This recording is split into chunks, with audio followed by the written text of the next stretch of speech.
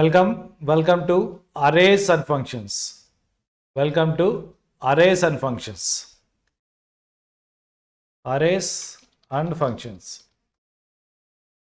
So this is a programming exercise related to arrays and functions.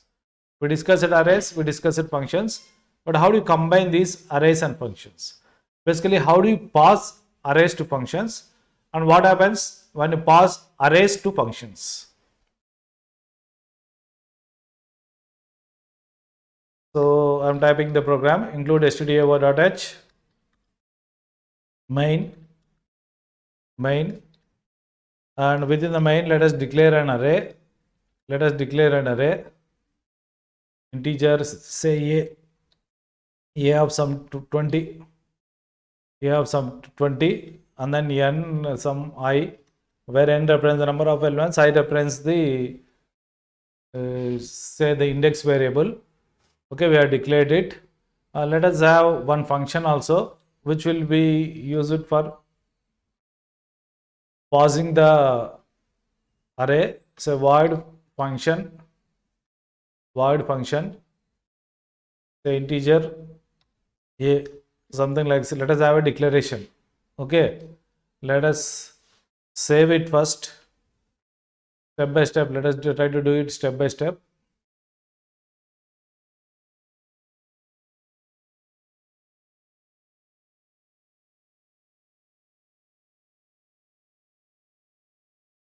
So let us build it.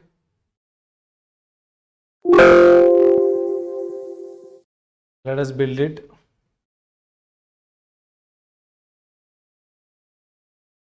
Let us read the values of array. Let us first read the value of n. So enter the number of elements. Okay. Enter the number of elements. Let us read the value of n. Scanf percentage %d and n percentage %d and n. So okay, enter the number of elements and you are reading the number of elements. For say I equal to 0, I less than n plus of I. Okay, read the elements of the array. So scanf percentage %d ampersand of a of I. Okay, printf, enter the elements of the array. Enter the elements of the array. For I equal to 0, I less than n plus of I, scanf percentage %d and of a of I. Okay, you have read the elements of the array. Okay, now let us invoke that function. Let me just build it once again. Okay, no problem. Let us invoke the function, or before it let us print the elements of the array. After reading, let us print them. So printf, okay, just copy it. The elements of the array are so print them. So ampersand is not required. Okay, now you have read the elements and then you are trying to print the elements. So what we are going to do is, now we are going to pass it to the function. We'll try to manipulate. Pass it to the function and then manipulate. Say we invoke the function. So like this you have to invoke the function. So whenever you are calling the function, you have to specify just the name of the array. Okay, that is the syntax. Name of the array. While declaring the function and defining the function, so we have to specify these brackets also. Let us write the code. Void function integer a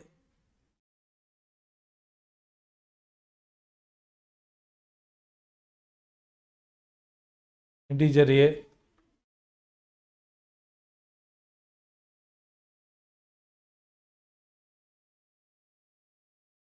So this is the function. Here what we are going to do, we are going to manipulate the elements. So maybe we require this n also, because we need to know the number of elements. So n also. So here also we require n. Let us call it as n only. Otherwise you can use other name also. Let us call it as n only. Okay. So we require the number of elements because we want to process the elements. So what we are going to do again, for say I equal to 0, I equal to 0, I less than or equal to I less than n, plus of I, plus of I. Say let us increment the values of I, a of I, or array elements by 5. All the elements are incremented. All the elements are incremented. Let us do it. Okay. Now what happens? Maybe here also you require I.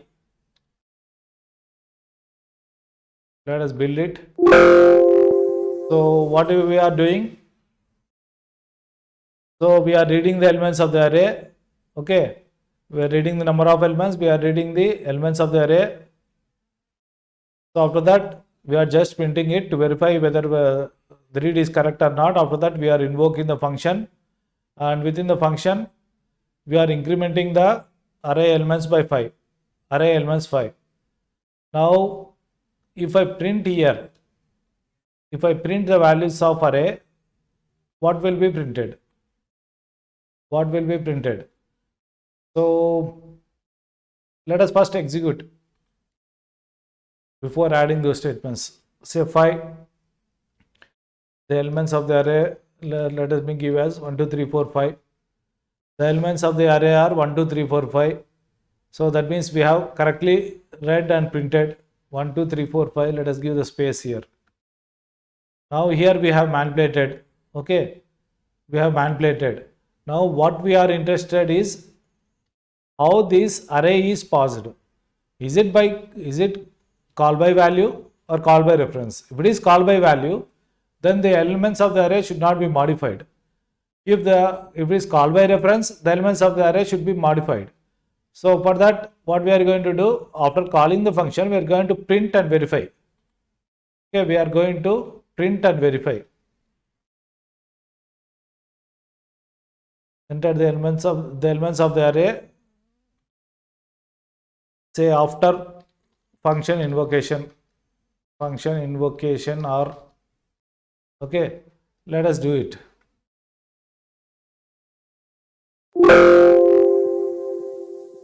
Execute.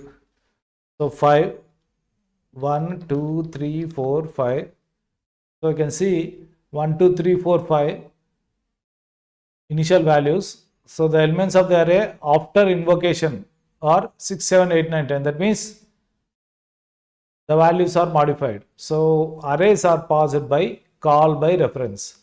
Arrays are passed by call by reference. Arrays are passed by call by reference. Arrays are passed by call by reference. Okay. We'll check with some other output also.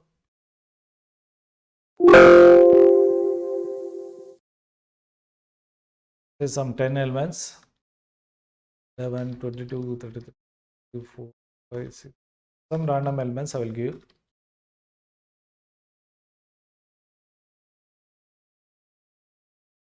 So here you can see 11 plus 5, 16. 222 plus 225, that is 227. 33 plus 5, 38. So all the elements are incremented by 5. That's what we are doing actually. That's what we are doing. Okay. So arrays are passed by call by reference. So the format is while declaring the function and also while defining this function, what you have to do? You have to specify this as an array by using the square brackets. By using the square brackets. That's all. Okay, you have to specify the data type also, but you have to indicate that it is an array. While invoking the function, it is same as the ordinary variable. You have to just specify the name of the array. Name of the array. So this is regarding the pausing arrays to functions. Pausing arrays to functions. So you can manipulate the elements of the array by pausing them to the function. They are paused by call by reference. Okay, that is regarding this concept, arrays and functions. Arrays and functions. Okay, that's all. If you want, you can check here. If you want, you can check here the what happens to the ordinary variables also. What happens to the ordinary variables also? So here also n equal to n plus y. Let me do it. Now we are pausing n. So we'll print the value of n also. We'll print the value of n also. Let us check.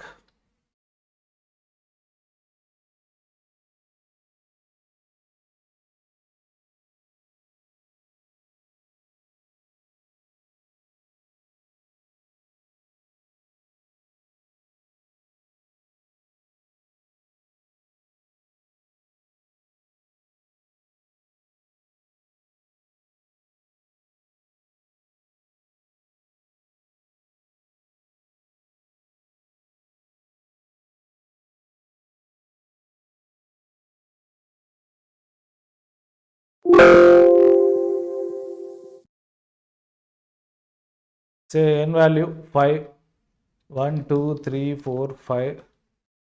Okay. You can see here the value of n after function invocation is 5 only, though we have incremented it. So value of the function after invocation is 5 only, though we have incremented it here. That means this n is passed by call by value. So whatever you can do it within the function, but the modified values will not get reflected in the calling function. Calling function. What are the modifications you do that are restricted to that called function only? Within the calling function, nothing happens. No changes.